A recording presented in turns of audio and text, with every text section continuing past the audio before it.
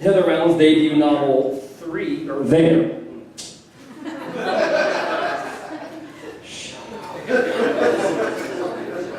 It's based on her experiences in Iraqi Kurdistan between 2007 and 2008, and it won Emergency Press 2011 International Book Award. Her poetry and short works of fiction have appeared in such places as PANK, the Baltimore Review, Post-Lore, Blue Steam, Big Lux, not Artichoke Haircut for some fucking crazy-ass reason. She's a co-founder of the roaming curatorial collective, the Rotating History Project, and currently lives in Baltimore.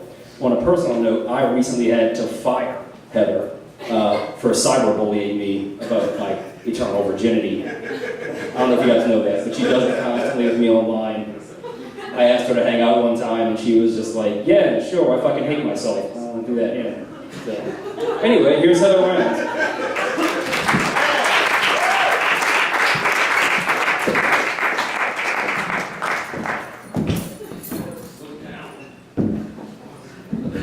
I didn't really prepare a video retort for that. Hi, how are you? Goddamn bus. Thanks for having me. And Rachel, that was really lovely. I'm glad to be reading with you. So, I'm not drunk enough for artichoke haircut, I feel. I don't know. It's probably self-deprecation. We can totally there. fix that, though. But I'm gonna... we will. I will read some drunk driving, true stories of drunk driving on dangerous roads, if that helps. That's not helping. But I might be able to use it for a prop at some point. So I have books with me if anybody would like to talk about how to get one. I didn't say to take it away. Will you miss that chance? 1. A small fact. When the car is full of too many religions, races, and genders, you avoid Kirkuk altogether, sticking to unpredictable, steep, thin roads around Lake Dukan. Such as now, the man of small vital facts taking her to Sulaymaniyah for New Year's Eve, along with 2 others, his journalist friend, a Chaldean Christian woman, and Sunni Muslim man. As they drive, he turns on Abba, and she hides how funny she finds it. A 2-board beer between his thighs, tapping a cigarette on the dash to Mamma Mia. This, she concludes, is him happy. Blackness out there where the lake would be, no light but the pierced Kama moon. She turns into herself, yellow with beer on an empty stomach, tries to determine if she cares it's a holiday. From the back seat, a loud conversation begins between the Chaldean and Sunni, and she understands little, chooses to process even less. As a small object dangling from a weak thread, right now she could fall loose and leave them too large to see where she landed. Hey, a voice comes in English poking from the back seat. The man of small vital facts pushes his eyes over the wire of his glasses. He says, sorry for our behavior. 2. As they approach the city limits, she mishears the question he asks. She answers, no, oh yes, I'm great, just tired, long day. What he asks is, when they get to Sulaymaniyah's checkpoint, which she drives the car through, just through the checkpoint. He has no license, never has on principle, of course, and he's sorry he didn't mention it sooner, but since it's a holiday, they may actually check the cars tonight, so it's safer that way with her driving. He says, sorry, it will be fine.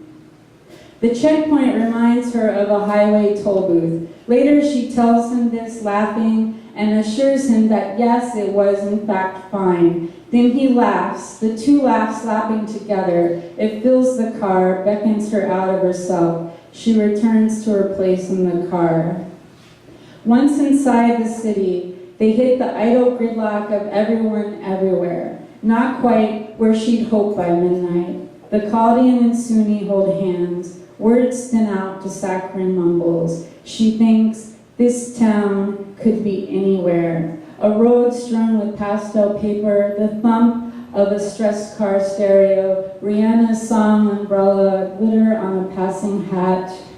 She tries to determine if this makes her happy. 3. Arriving at an empty 2-story cinder block house, 2 men sit on the doorstep, one in flip-flops, neither in a coat, screaming angry English.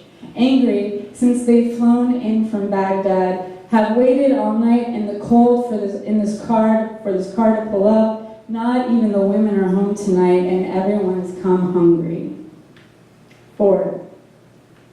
Until the man in flip-flops left the room, until she confused his cries for laps, things had clicked along easy. The stinking heat of the propane stove, splitting fava beans from their shiny, dry skin. The Chaldean falls asleep with her head on the lap of the Sunni. Men in black, too, on the TV, the ice disappearing, but the whiskey not.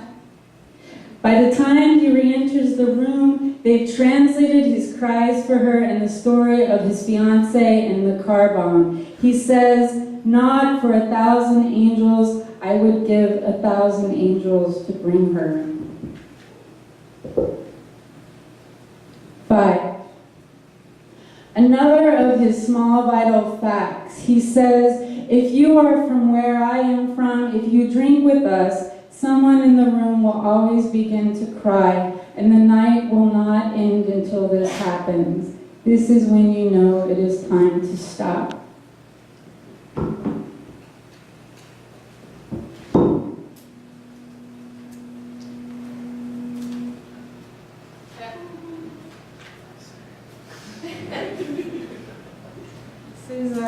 So this book is written in these very short vignettes of stories I collected in my year in Kurdistan. So they're all very brief and fleeting and kind of poetic. This one's called What's on Top.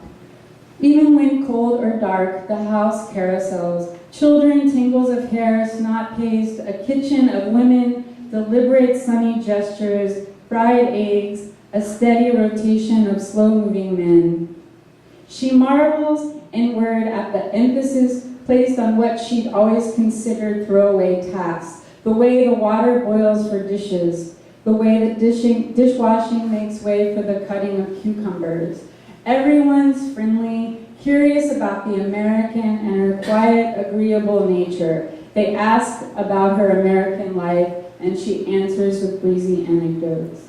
Family, friends, school, work, food. She keeps it centered at the dull and obvious, as though chatting with a grandparent. To tell them everything might mean to lose them altogether, and right now she has just enough. Everyone, she likes them. Most of all, the niece, the crouched corner girl stitching sequins to a blue lace scarf, sewing needles slipping from her perfect little lips. At 14, she's grown too fast in the sensual features and has no idea. Her dreams flip out in broken English. Today, it's Australia. Why Australia? The niece couldn't say, at least not in English, but she's sure to go. If she doesn't, if she stays here, she wants to kill all the boys in this town. Someday, she wants to be president and line them all up and shoot them one by one.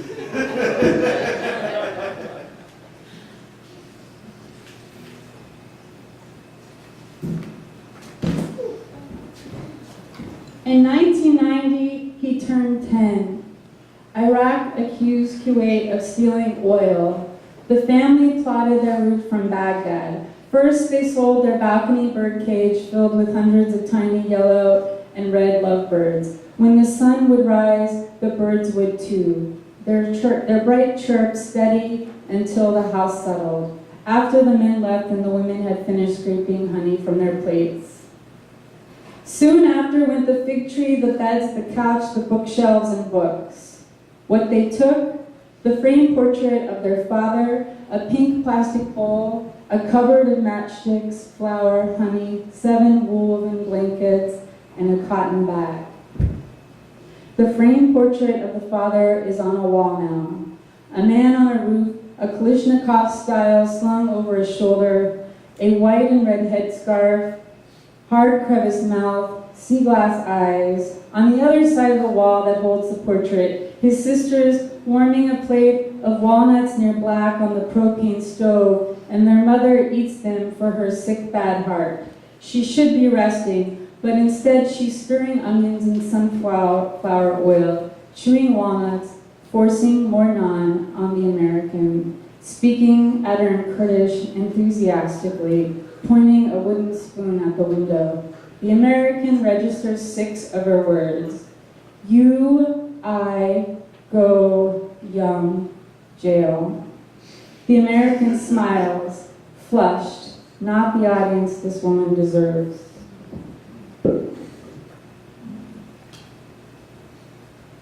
How are we doing? Yeah. All right. Thank you for asking. I worry about this. Maybe I shouldn't, but I do. I don't know how far that's gone me in life, but always thinking of the poor people. West of Sulaymaniyah, where serrated black rocks of the Zagros Range cut from Iran, she meets his eldest brother and his brother's children. He says, "Imagine right there," points down the mountain. The brother only speaks in English, laughing against the wind, his meaty fingers cupping her shoulders, her muscles startled stiff beneath the abrupt grip. He shifts her towards a break in spiny rock where the road meets the valley, a swatch of green, an endless globe of nickel. There, imagine a B-52 now out of nowhere and going down, down, down. Push me down in there, go ahead and push me down and I will fall, but I will live. His son's laughing, his daughter's squealing no. He becomes known as the man who punched out horses in the war for having done just that.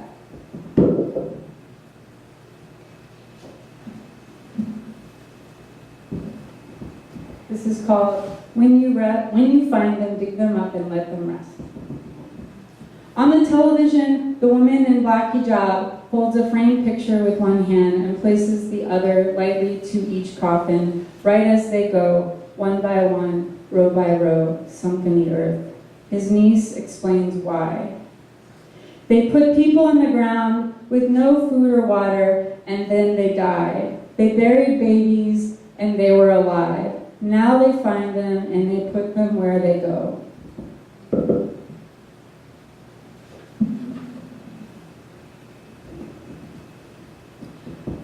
What else gets questioned? The women of the house, the ones not yet sleeping, the ones who can recall English when sleepy, want her to explain what's going on. Friends. The bold white Arabic scroll on the screen crosses out Ross's neck. He argues with Phoebe. They drink coffee. Things are falling from focus. The dark air takes the sharpness. She's a tired, conscientious spine, pressed against the sleeping mat, tucked under a silver cavern of cigarette smoke. She explains, concealing how much effort it takes to do so, that Phoebe loves a man who leaves for Minx.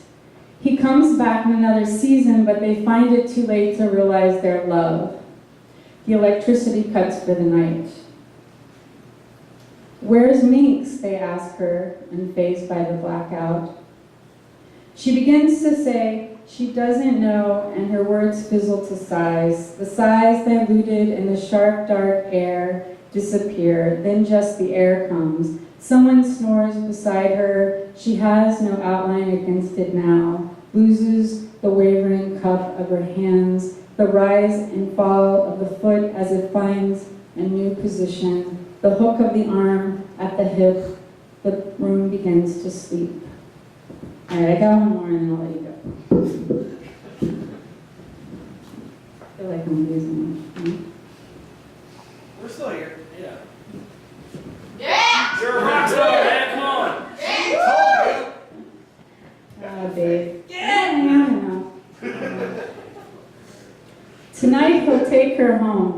but first to Kirkuk to drop off the brother who punched horses in the war. In the winter damp backseat, he stares at her knees, avoids what rushes past, rather the collision before the knowing. Still she can tell the size and nearness of vehicles by the girth of rattles. She tallies the rattles, compares the size of one with the last. The brother points out where a B-52 once dropped a bomb, a crater in the foothill. She sees only sad rolling plains of tan. He says that along with punching horses, they also would punch each other, straight in the face, right in the trenches, no gas mask. Kirkuk. Cement bags and window bars, oil fields tinge the sky gold with fire. Looks like no morning could lift away this night.